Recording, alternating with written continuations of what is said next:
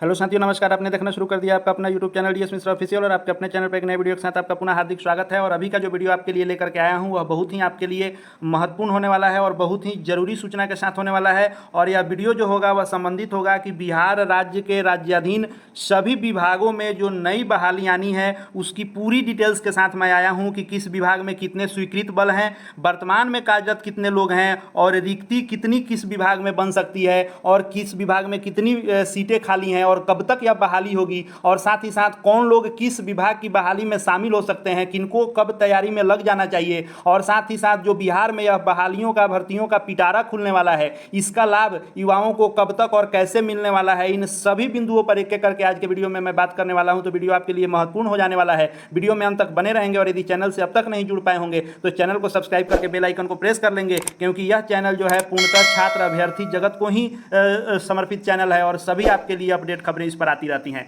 तो यह जो पत्र है यह बिहार सरकार के द्वारा लिखा गया है और माननीय रजनीश कुमार जो सरकार के संयुक्त सचिव हैं उनके द्वारा सभी अपर मुख्य सचिव, प्रधान सचिव, सचिव सभी विभागों को लिखा गया है स्मार पत्र के रूप में। और जो रिक्ति मांगी गई है वह दो प्रकार से रिक्ति मांगी गई है, एक जो फॉर्मेट ए है और एक फॉर्मेट बी है। तो फॉर्मेट ए के अंतर्गत जो विभाग का नाम, सेवा संवर्ग का नाम, पद नाम, कुल स्वीकृत कार्यबल और रिक्त पदों की संख्या, और बी में भी वही सेम चीज मांगा गया है। लेकिन प्रपत्र ए और बी में क्या अंतर है? तो ए के अंतर्गत वैसे रिक्तियों को मांगी गई है जो नियुक्ति नियमित करनी थी, अस्थायी बहाली करनी थी, लेकिन किसी कारणवश उस पदों पर अस्थायी बहाली अभी नहीं हुई और तत्काल वे कार्य कराने के लिए उस पर संविदा के आधार पर कॉन्ट्रैक्ट बेस पर बहाली कर ली गई है, उन सभी रिक्तियों को काउंट करके मांगा गया है। और प्रपत्र बी के अंतर्गत वैसे पदों को मांगा गया है जो अस्थायी रूप में भी संविदा कर्मी की बहाली होती है और वो अस्थायी रूप से कार्य करते हैं। नियुक्ति नियमित अलग होती है और संविदा पर अलग होती है, लेकिन संविदा पर भी अस्थायी ही होती है।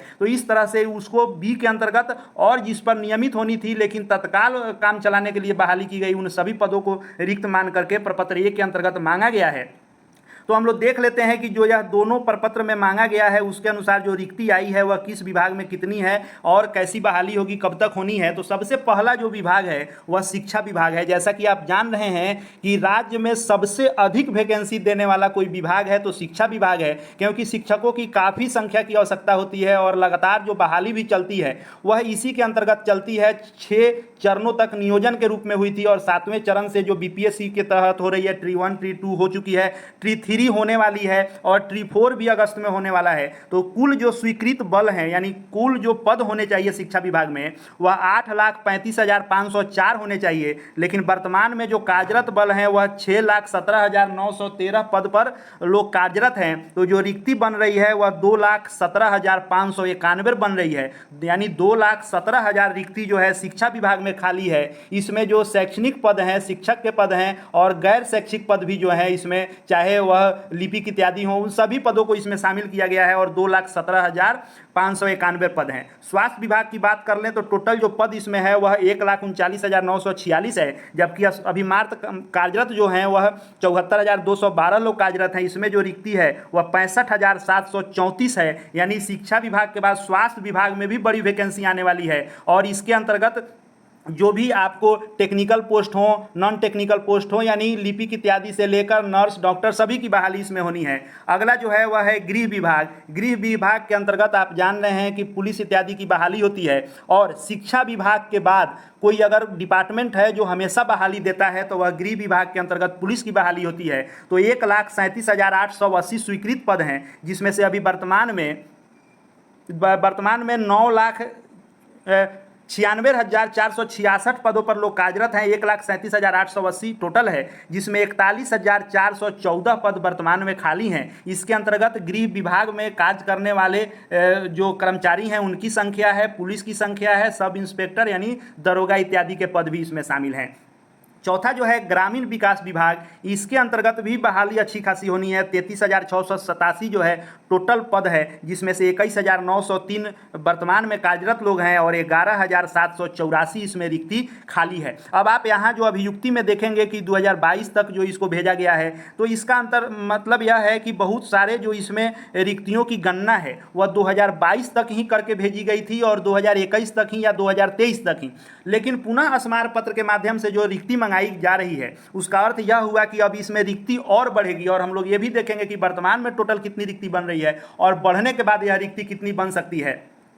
अब जो अनौपचारिक प्राप्त सूचना यहाँ लिखा जा रहा है, इसका मतलब है कि विभाग से यह जानकारी ली गई है, अभी ऑफिशियली लिखित प्रतिवेदन नहीं गया है। और ऑनलाइन जो प्रतिवेदित लिखा जा रहा है, इसका मतलब है कि इसको मेल कर दिया गया है और ऑनलाइन अपनी रिपोर्ट इस विभाग के द्वारा सौंप दी गई है।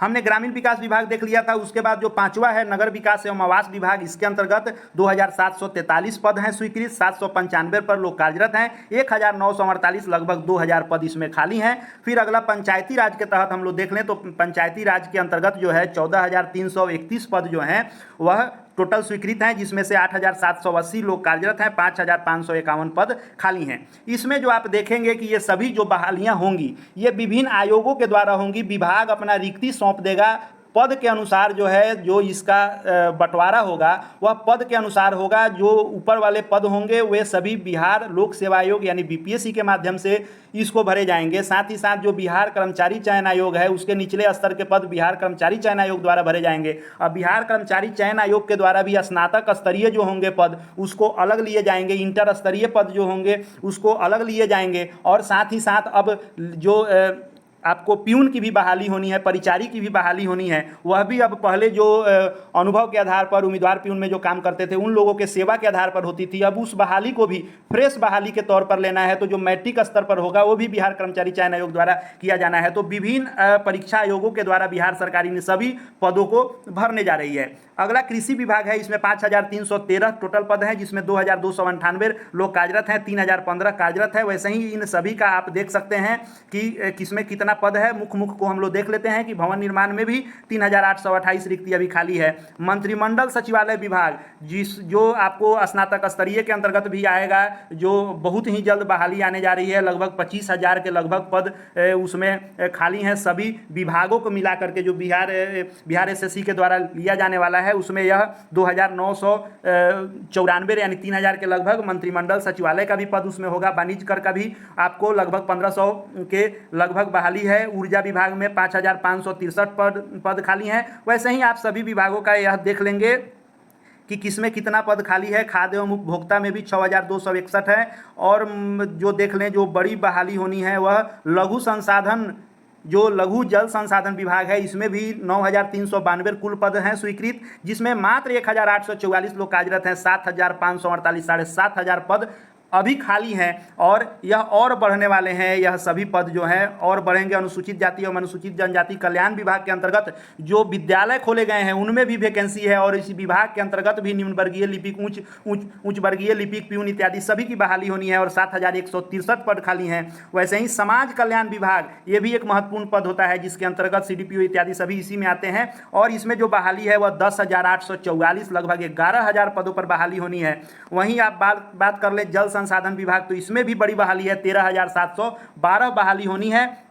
तो आप इसको देख सकते हैं। और विशेष रिक्तियों को देखने के लिए यह PDF चाहिए तो हमारे टेलीग्राम का जो चैनल है DS मिश्रा ऑफिशियल, जिसका लिंक इसके डिस्क्रिप्शन बॉक्स में, उससे जुड़ जाएंगे, वहां इसका PDF आपको उपलब्ध हो जाएगा और बाकी सभी अपडेटेड जानकारी वहां मिलते रहती है। अब बात कर लें तो बिहार में जो टोटल पद हैं वह स्वीकृत पद जो हैं 16,26,927 पद हैं, यानी 16,26,927 पदों पर सरकारी कर्मचारी विभिन्न विभागों में कार्यरत होने चाहिए, लेकिन बहाल हैं कितने, तो 11,53,951 लोग ही बहाल हैं। यह हो गई जो कुल इस पर बहाली होनी चाहिए, कुल पद होने चाहिए। यह हो गया कि वर्तमान में पद जो है यह वर्तमान पद है और यह जो 4,72,976 जो पद हैं यह जो है खाली पद हैं, इस पर बहाली होनी है। तो जो यह बम्फर बहाली आपको दिख रही है, जो बहालियों का पिटारा खुलने वाला है, वह जो अभी तक प्रतिवेदित हो चुका है। अब जैसे मान लीजिए कि अभी खेल विभाग का है, इसका सूचना ही नहीं दिया गया है, सूचना अप्राप्त है। वैसे ही ऊपर भी हम लोगों ने एक किसी विभाग का देखा था जिसमें अभी कोई सूचना नहीं दी गई है, जैसे कला संस्कृति का भी सूचना अप्राप्त है। तो जिन विभागों का सूचना अप्राप्त है, या फिर यहाँ देखिए जल संसाधन विभाग का 14 सितंबर 2022 तक की ही रिक्ति इसमें दी गई है। फिर 22 के बाद जो लोग रिटायर किए होंगे या जॉब को छोड़ करके कहीं दूसरे विभाग में गए होंगे तो यह जो रिक्ति होगी यह फिर बढ़ेगी। 2023 की रिक्ति, 24 की रिक्ति, सबको करेंट जोड़ करके भेजना है। तो यह रिक्ति समझिए लगभग, अगर सही से काउंट किया जाएगा और इसको भेजा जाएगा तो लगभग 5.5 लाख के करीब बहाली होनी है। 5.5 लाख रिक्त पद हैं। आप इसको देख सकते हैं कि कितनी बड़ी संख्या में रिक्त पद हैं, लेकिन वर्तमान में बिहार के युवा जो हैं बेरोजगारी का दंश झेल रहे हैं। लेकिन विभाग यह अच्छी पहल कर रही है कि रिक्ति को मंगाई जा रही है। बस सभी लोगों को इस पर आवाज़ उठाने की ज़रूरत है, सोशल मीडिया पर इसको प्रमुखता से रखने की जरूरत है कि इसको जल्द से जल्द सभी पदों को भरा जाए, ताकि बिहार के युवाओं का भविष्य बेहतर हो सके और सबको सरकारी नौकरी मिल सके। 5.5 लाख पद अभी खाली हैं और जो यह बहाली होगी, सरकार ने भी लक्ष्य रखा है इसको फुल करने का। तो यह जो बहाली होगी, आप मान के चलिए कि 2024-25 सत्र में जरूर यह बहाली हो जाएगी इस वित्तीय सत्र में, क्योंकि 2025 में जो है विधानसभा का चुनाव भी होना है। तो साल के अंत तक विधानसभा का चुनाव होगा, तो 2025 की आचार संहिता लगने से पहले जितनी बहाली करने का लक्ष्य सरकार ने रखा होगा, निश्चित रूप से इसका विज्ञापन निकल जाएगा। कुछ का फॉर्म भरने के बाद परीक्षा भी हो सकता है, कुछ का परीक्षा भले ही चुनाव बाद हो, लेकिन जितनी बहाली करनी होगी वह बिहार सरकार 25 में निकाल देगी, ताकि इसका लाभ प्रत्यक्ष रूप से विधानसभा के चुनाव में मिले। आगे भी जो भी इस सभी विभाग के बहालियों के संबंध में जो भी सूचनाएं आएंगी वह आप सबके लिए मैं लेकर के आता रहूंगा और हर करंट अपडेट आपको मिलता रहेगा। बहाली की सभी संपूर्ण जानकारी आपको मिलती रहेगी। चैनल से जुड़ जाएंगे, चैनल को सब्सक्राइब करके बेल आइकन को प्रेस कर लेंगे।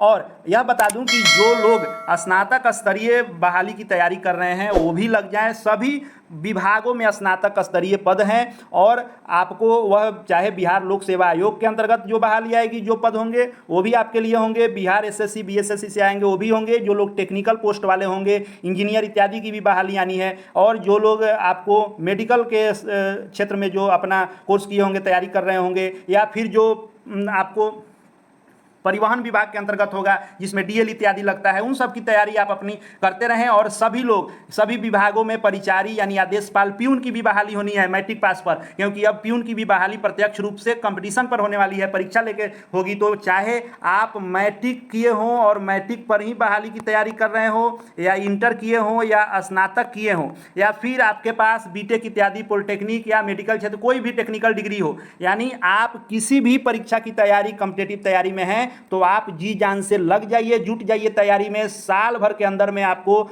बहुत बड़ी वैकेंसी हर विभागों में देखने को मिलने वाली है। आगे आपको हर जानकारी यहां मिलती रहेगी। फिलहाल इस वीडियो को देखने के लिए आपका बहुत बहुत धन्यवाद।